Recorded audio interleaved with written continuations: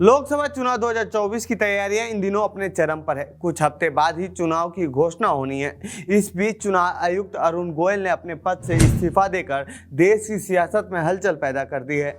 उनका कार्यकाल 2027 तक था। राष्ट्रपति द्रौपदी मुर्मू ने उनका इस्तीफा स्वीकार भी कर लिया है। निर्वाचन आयोग में पहले से ही चुनाव आयुक्त का एक पद खाली था। चुनाव आयुक्त अनूप चंद्र पांडे इस साल फरवरी में सेवानिवृत्त हुए थे। अरुण गोयल के इस्तीफे के बाद अब केवल मुख्य चुनाव आयुक्त राजीव कुमार ही बचे हैं। बता दें कि भारतीय निर्वाचन आयोग में चीफ इलेक्शन कमिश्नर के अलावा 2 इलेक्शन कमिश्नर होते हैं। उनमें से एक अरुण गोयल थे और दूसरे थे अनूप चंद्र पांडे।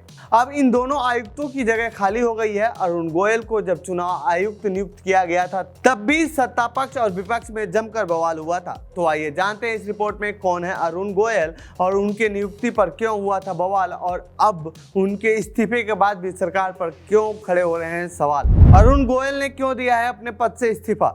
जहां एक तरफ चुनाव आयोग लोकसभा चुनाव की तैयारियों को लेकर पूरे देश का भ्रमण कर रहा है, तो वहीं दूसरी तरफ अरुण गोयल के इस्तीफे ने सबको चौंका दिया है। अब चुनावी व्यवस्था का पूरा जिम्मा मुख्य निर्वाचन आयुक्त राजीव कुमार के कंधों पर आ गया है। चुनावी तैयारियों के लिए कई राज्यों के दौरे पर अरुण गोयल मुख्य निर्वाचन आयुक्त के साथ साथ रहे।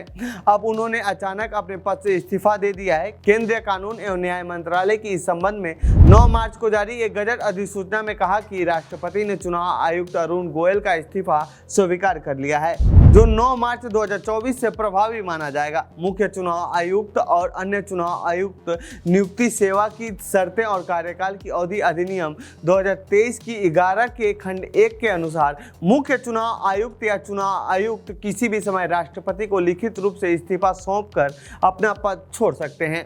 कौन है अरुण गोयल। पंजाब कैडर के पूर्व आईएएस अधिकारी अरुण गोयल को नवंबर 2022 में चुनाव आयुक्त नियुक्त किया गया था। उनके नियुक्ति पर न केवल सवाल उठे थे बल्कि इसे सुप्रीम कोर्ट में भी चुनौती दी गई थी। उनका कार्यकाल 3 साल शेष था, यानी 2027 में खत्म हो रहा था। इस बीच उन्होंने निजी कारणों का हवाला देते हुए अपने पद से इस्तीफा दे दिया है। चुनाव आयुक्त के अलावा गोयल भारी उद्योग मंत्रालय के सचिव रह चुके हैं। गोयल ने संस्कृति सचिव और दिल्ली विकास प्राधिकरण के उपाध्यक्ष का पद भी संभाला है। 1962 में पंजाब के पटियाला में जन्मे अरुण ने मैथ से एमएससी किया है।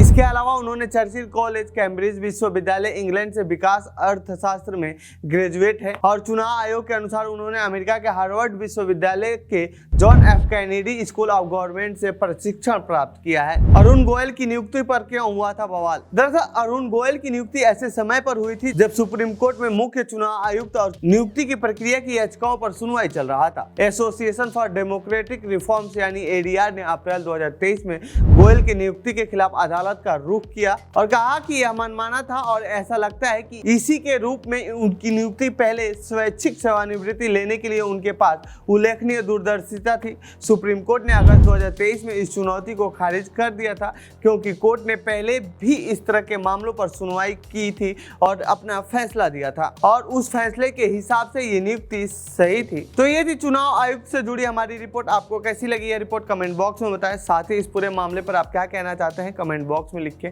बाकी देश दुनिया की खबरों के लिए बने रहिए जनसत्ता के साथ। धन्यवाद।